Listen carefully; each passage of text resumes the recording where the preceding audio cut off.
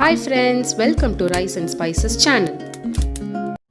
இந்த வீடியோல கோதுமை மாவு வச்சு ஒரு சூப்பரான பிஸ்கெட்ஸ் எப்படி செய்யறதுன்னு பார்க்க போறோம். அதுக்கு முன்னாடி நம்ம சேனல் நீங்க சப்ஸ்கிரைப் பண்ணலனா சப்ஸ்கிரைப் பண்ணுங்க. கூடவே அந்த பெல் பட்டனையும் பிரஸ் பண்ணுங்க. அப்பதான் நாங்க போடுற வீடியோஸ் உங்களுக்கு உடனுக்குடன் நோட்டிஃபிகேஷன்ல வரும். வாங்க வீடியோக்குள்ள போலாம். நான் இன்னைக்கு ஒரு 1/4 கப் நெய் எடுத்துர்க்கேன். நீங்க நெய் அப்படி இல்லனா எண்ணெய் கூட இதுக்கு எடுத்துக்கலாம்.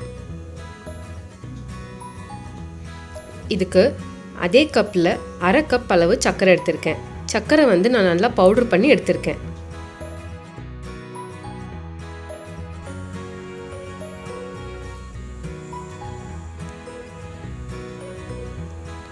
இப்போ இது ரெண்டுத்தையும் நல்லா மிக்ஸ் பண்ணிக்கோங்க.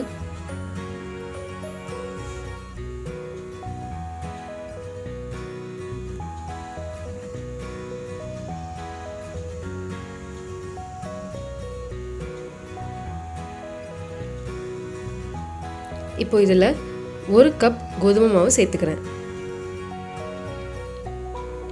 மெஷர்மெண்ட் எல்லாம் கரெக்டாக போட்டுக்கோங்க. 1 கப் கோதுமை மாவு, அதுக்கு 1/2 கப் பவுடர் பண்ண சர்க்கரை, அதுக்கு 1/4 கப் நெய். இது மூணுத்தையும் நல்லா சேர்த்து மிக்ஸ் பண்ணிக்கோங்க.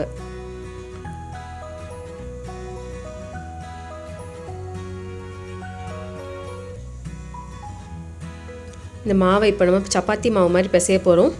தேவைப்பட்டால் லைட்டாக தண்ணி மட்டும் தெளிச்சுக்கோங்க. இப்போ பாருங்கள், இந்த மாதிரி பிடிக்க வரணும். கொஞ்சமாக தண்ணி சேர்த்து இதை நம்ம நல்லா சப்பாத்தி மாவு மாதிரி பிசைஞ்சுக்கலாம்.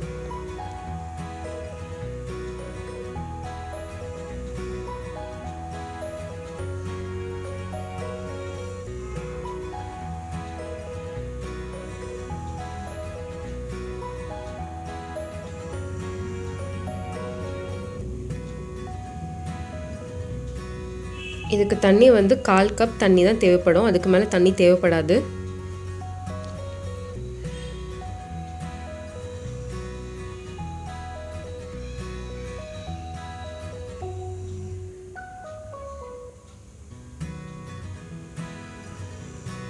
பாருங்க, இந்த மாதிரி நம்மளுக்கு வந்துடும். நீங்கள் நல்லா பிசைஞ்சிங்கன்னா இந்த மாதிரி வந்துடும். நீங்கள் வந்து பிசையும் போது தண்ணி பார்த்து சேர்த்துக்கோங்க. ஏன்னா நீங்கள் பிசைய சர்க்கரை வந்து இலக ஆரம்பிக்கும். இப்போ பாருங்க, இந்த மாவை வந்து நான் 2ஆக பிரிச்சுக்க போகிறேன்.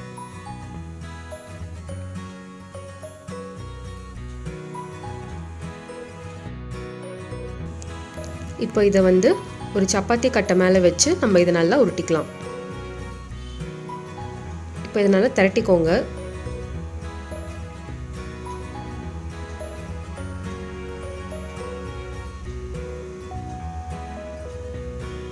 திரட்டிட்டு ஒரு மூடியோ இல்லை ஒரு கேப் வச்சு இந்த மாதிரி கட் பண்ணிக்கோங்க. ரவுண்ட் ஷேப்பில் உங்களுக்கு எந்த ஷேப் வேணாலும் நீங்கள் கட் பண்ணிக்கலாம். நீங்கள் திரட்டின மாவு வந்து ஒரு 1/2 இன்ச் அந்த அளவுக்கு இருக்கணும்.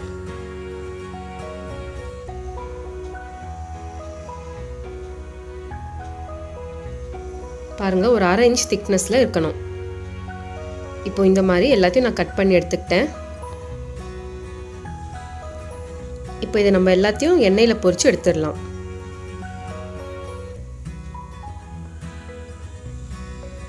எண்ணெயை வந்து மீடியம் ஃப்ளேமில் வச்சு இதை மெதுவாக நம்ம பொரிச்சு எடுத்துடலாம்.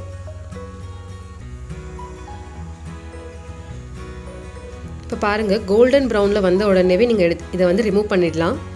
ஏன்னா ரொம்ப கருப்பாயிடுச்சுன்னா அப்புறம் பார்க்க நல்லா இருக்காது. நீங்கள் இது எண்ணெயிலேருந்து எடுத்ததுக்கப்புறம் உங்களுக்கு இது வந்து ரொம்ப சாஃப்டாக இருக்கும். பட் இது ஆற ஆற நல்லா பிஸ்கெட் மாதிரி ஆகிடும்.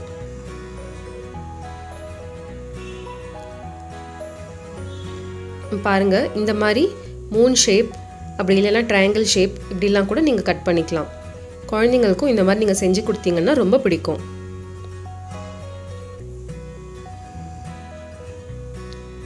பாருங்கள், பிஸ்கெட் எவ்வளோ நல்லா இருக்குது பார்க்குறதுக்கு. இந்த மாதிரி வீட்டில் நீங்களும் பிஸ்கெட் செஞ்சு சாப்பிடலாம். இப்போ பாருங்கள், உடச்சி காட்டுறேன். பாருங்கள், இந்த ரெசிபியை நீங்களும் வீட்டில் ட்ரை பண்ணுங்கள். ட்ரை பண்ணிவிட்டு எப்படி வந்துச்சு எனக்கு கமெண்ட் செக்ஷனில் கண்டிப்பாக சொல்லுங்கள். வீடியோ பிடிச்சிருந்ததுன்னா லைக் பண்ணுங்கள், ஷேர் பண்ணுங்கள், சப்ஸ்கிரைப் பண்ணுங்கள். தேங்க்ஸ் ஃபார் வாட்சிங்.